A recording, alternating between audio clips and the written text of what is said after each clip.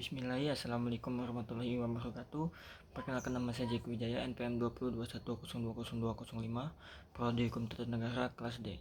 Di sini saya akan membuat video presentasi yang berjudul Sifat dan Karakteristik Hukum Islam dengan dosen pengampu Bapak R. Penyoki, Pradikta MHI.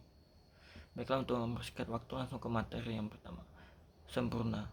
Sempurna artinya utuh, lengkap, segalanya. Kesempurnaan hukum Islam atau syariat dapat dilihat dengan diturunkannya syariat Islam dalam bentuk yang umum dan mengglobal permasalahannya, kecuali hal-hal yang bersifat langgeng. Nas memuat prinsip-prinsip hukum terperinci, konkret dan teknis.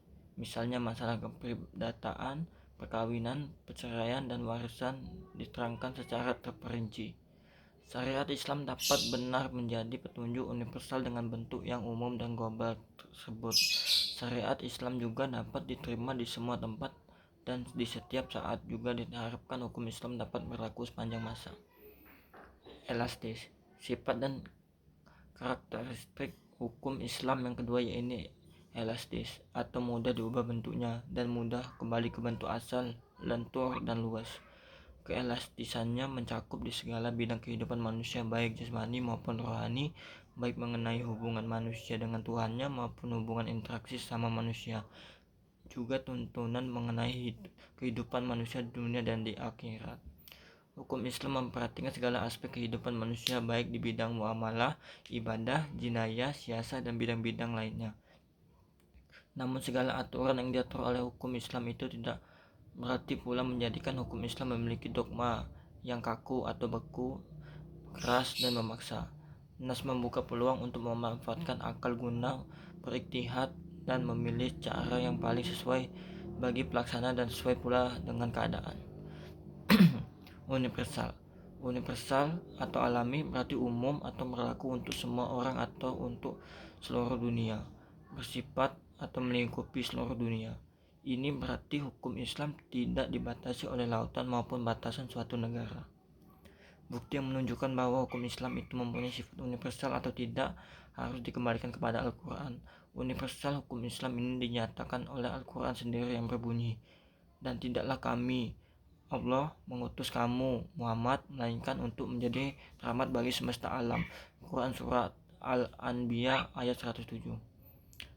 Dan kami, Allah, tidak mengutus kamu, Muhammad, melainkan kepada umat manusia seluruhnya sebagai pembawa berita gembira dan sebagai pemberi peringatan, tetapi kebanyakan manusia tidak mengetahuinya.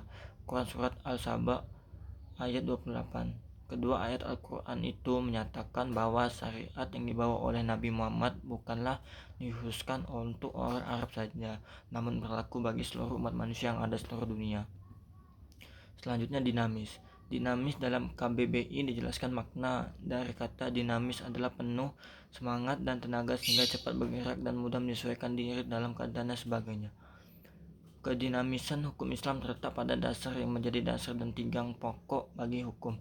Dasar dan pokok-pokok itulah yang menjadi sumber kekuatan, kelemahan, kemudahan, dan kesukaran dalam menetapkan hukum Islam, sesuai dengan tabiat manusia yang tidak menyukai beban yang membatasi kemerdekaannya, sehingga manusia memperhatikan beban hukum Islam dengan sangat hati-hati.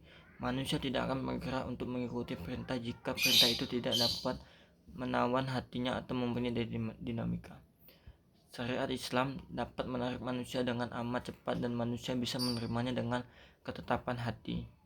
Karena Islam menghadapkan pembicaraannya kepada akal dan mendesak manusia bergerak dan berusaha serta memenuhi kehendak fitrah yang sejahtera. Sebagaimana hukum Islam menuju kepada toleransi, persamaan, kemerdekaan, menyuruh untuk berbuat ma'ruf dan mencegah munkar. Sendi-sendi kedinamisan hukum Islam adalah: 1. Meniadakan kepicikan. 2. Menyedikitkan tukfas. 3. Mensyariatkan hukum Islam dengan cara berangsur. 4. Memperhatikan kemaslahatan manusia. 5. Mewujudkan keadilan merata. Selanjutnya, sistematis. Syariat Islam bersifat sistematis, artinya ia mencerminkan sejumlah doktrinnya, bertalian dan berhubungan di antara satu dengan lainnya secara logis. Beberapa lembaganya saling berhubungan satu dengan lainnya.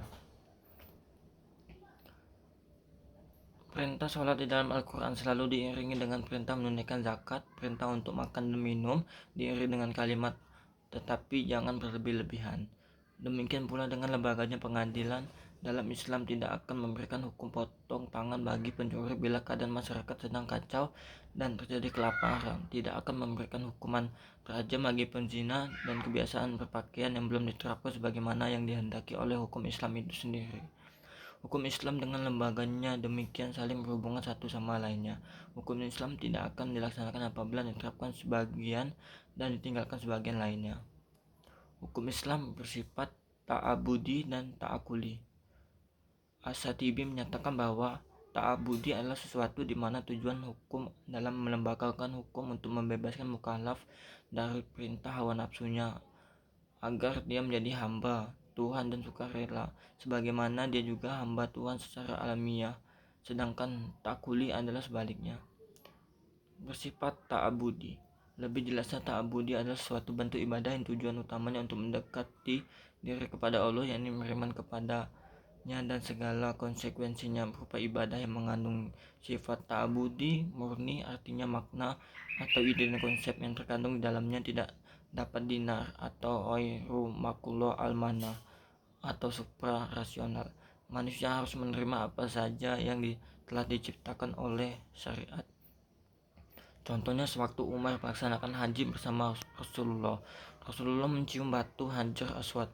Melihat hal itu, berucaplah Umar, "Kamu hanyalah sebuah batu. Jika aku tidak melihat Rasul menciummu, niscaya tidak akan kulakukan hal itu." Bersifat ta'akuli. Kedua, yakni ta'akuli berbentuk dalam bidang muamalah. Ta'akuli ini bersifat duniawi yang maknanya dapat dipahami oleh nalar atau makulo almana atau rasional, maka manusia dapat melakukan dengan bantuan nalar dan pemikiran manusia. Ilat dari muamalah yang bersifat ta'akuli dapat dirasionalkan dengan melihat ada maslahat atau madarat terkandung di dalamnya. Sesuatu dilarang karena ada kemudaratan di dalamnya dan diperintahkan karena ada maslahat di dalamnya. Sekian video presentasi dari saya. Lebih dan kurang saya mohon maaf. Pada Allah saya mohon ampun. Wabillahi taufiq wal hidayah. Wassalamualaikum warahmatullahi wabarakatuh.